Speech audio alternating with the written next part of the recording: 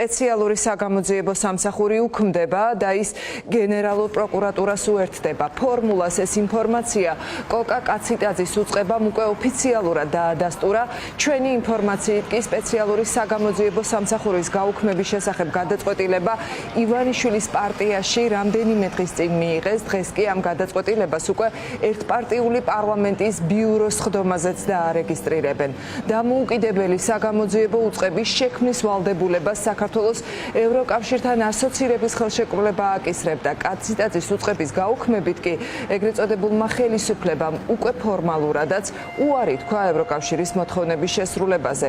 შეგახსენებთ, რომ სპეციალური საგამოძიებო სამსახური მისი დამოუკიდებელი სტატუსის მიუხედავად დე-ფაქტო სრულად მმართველი პარტიის მორჩილებაში იყო. კოკა კაციტაძის უწყებას არც ერთ ხმაურიან საქმეზე, მათ შორის არც მზია ამაღლობელის დაპატიმრების შემდეგ ადეკვატური ნაბიჯები არ გადაუდგამს და არც ერთი მოძალადე პოლიციელის პასუხისმგებლობის საკითხი არ დაუყენებია. საგამოძიებო სამსახურის გაუქმების შესახებ უფრო მეტი დეტალი იცის გიორგი კიკაბიძემ, რომელიც ახლა პირდაპირ ეთერში გვიერთდება და განაგრძობს ამ თემაზე საუბარს. მორიგი საბოტაჟი ევროინტეგრაციის გზაზე სწორედ ასე ფასდება ივანიშვილის რეჟიმის გადაწყვეტილება. აქედან გამომდინარე ჩვენ მოვედით არალეგიტიმურ პარლამენტში არალეგიტიმური პარლამენტის დეპუტატებთან კითხვების დასასმელად.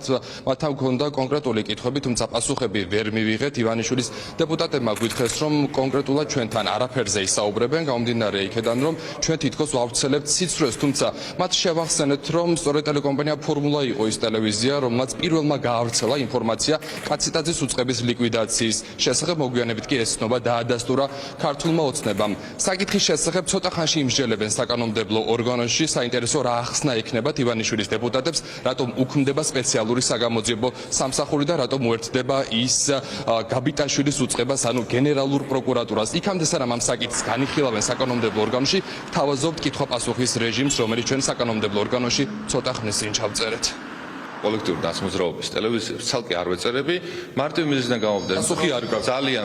ძალიან ბევრი ტყუილს ავრცელებთ ხოლმე და არ მინდა რომ სპეციალური საგამოძიებო სამსახურის შესახებ ინფორმაცია ცოტა ხნის წინ ჩვენ გავავრცელეთ და დადასტურდა. დადასტურდა, კი, აბსოლუტურად. რატომ ნახეთ, საერთო კომენტარზე დავდგები. ეხლა უნდა გამოაჩინოთ, რომ არ გცემთ პასუხს და გაქვს შესაძლებლობა ისაუბროთ. ცალკე არ გეწარებით. რატომ? არ გეწარებით, იმიტომ რომ თქვენ ავრცელებთ ტყუილებს და ფორმალურადაც აღარ გამოიწვიებს სისტემის დანაშაულებას. იმიტომ რომ არ ფორმალურადაც აღარ გამოიწვიებს სისტემის დანაშაულებას. საერთო კომენტარზე და გაგცემთ ყველა კითხვა. გეძებოთ. ახლა გაქვს შესაძლებლობა. ცალკე არ გაძლევთ კომენტარს, მარტივი ამბავია. რადგან პასუხი არ გაქვს. სპეციალური საგამოძიებო სამსახურებში გამოსული ვარ კომიტეტიდან, უნდა შევბრუნდეს ხდომაზე და მე მგონი ცოტა უხერხული. რატომ უქმდება სპეციალური საგამოძიებო? მოცნა დავდგებით ჟურნალისტებთან ინტერვიუზე, მაშინ ვისაუბროთ ყველა.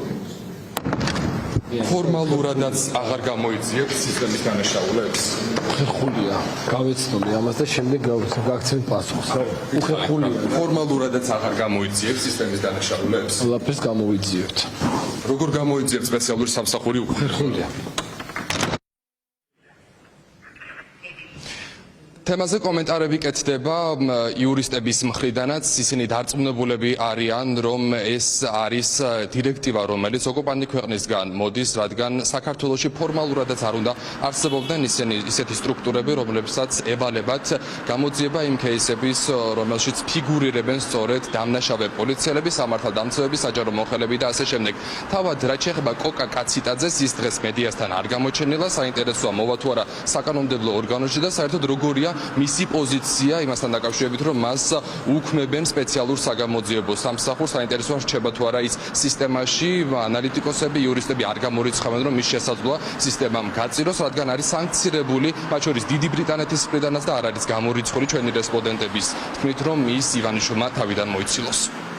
ამ სამსახურზე თავდასხმა დაიწყო გაცილებით ადრე, მაშინ როდესაც ლონდო თოლორაია, როდესაც იყო ხელმძღვანელი, მაშინ მოხსნეს ლონდო თოლორაია და გაყვეს თითქოს ფუნქციები პერსონალური ინფორმაციის დაცვის, პერსონალურ მონაცემთა დაცვის და სპეციალურ საგამოძიებო სამსახურიც. ამის შემდეგ ამ პოზიციაზე დანიშნეს მათთვის სანდო ერთგული კადრი, რომელიც შეასრულებდა ყველაფერს და ნახეთ კიდეც შემდეგ ხო აქციების დროს, როდესაც ფიზიკურად უსწორდებოდნენ პოლიციელები ადამიანებს, ცემდნენ ახიჩრებდნენ, აწამებდნენ და არც ერთი პოლიციელი დასჯილი არ არის, არც ერთი საქმე გამოძიებული არ არის და ჩვენ კადრებად ხედავთ დასახიჩრებულ ადამიანებს ერთის მხრივ და მეორეს მხრივ 0 პოლიციელს დასჯილს. ეს ნიშნავს, რომ კაციტაძე ასრულებდა ზედმიწევნით იმ მოთხოვნებს, რა მოთხოვნებიც ჰქონდა ხელისუფლებას. ამის მიუხედავად ფორმალურადაც კი ხელს უშლით ასეთ შემთხვევაში ესეც თითქოს დამოუკიდებელი ინსტიტუტები, იმიტომ რომ კაციტაძის პირობებში ეს ინსტიტუტი ბუნებრივია დამოუკიდებელი არ ყოფილა და ასრულებდა პირდაპირ პროკურატურის დავალებებს, მაგრამ ამის მიუხედავადაც კი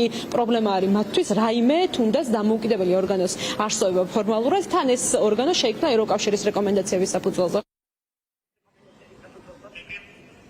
დამოუკიდებელი უწყების შექმნა და ჩამოყალიბება ეს ყველაფერი გათვალისწინებული იყო ასოცირების შეთანხმებაში, თუმცა როგორც ჩანს ქართული ოცნება ამის წინააღმდეგაც მიდის. გარდა ამისა, საგამოძიებო უწყების დამოუკიდებლობის შესახებ საუბარი იყო ევრო რეკომენდაციებში, რომელიც იყო გათვალისწინებული სწორედ 9 პუნქტში, თუმცა ქართულმა ოცნებამ ეს ყველაფერი დიდი ხანია უკვე გადახაზა და უკვე მოქმედებაზე გადავიდა. მას ფორმალურადაც კი არ ჭირდება სპეციალური საგამოძიებო სამსახური, როგორც ჩანს, უკვე სისტემის დანაშაულებს ფორმალურადაც კი აღარ გამოიძიებს ივანიშვილის რეჟიმი. საინტერესო ახლა რა ახსნა ექნება ქართულ ოცნებაში იმის შესახებ, რომ ისინი აუქმებენ სწორედ სპეციალურ საგამოძიებო სამსახურს, უკვე როგორც გითხარი, საკითხის შესახებ საკანონმდებლო ორგანოში იმსჯელებენ ბიუროს ხდომას პარლამენტში ზუსტად 3 საათზე არის ჩანიშნული.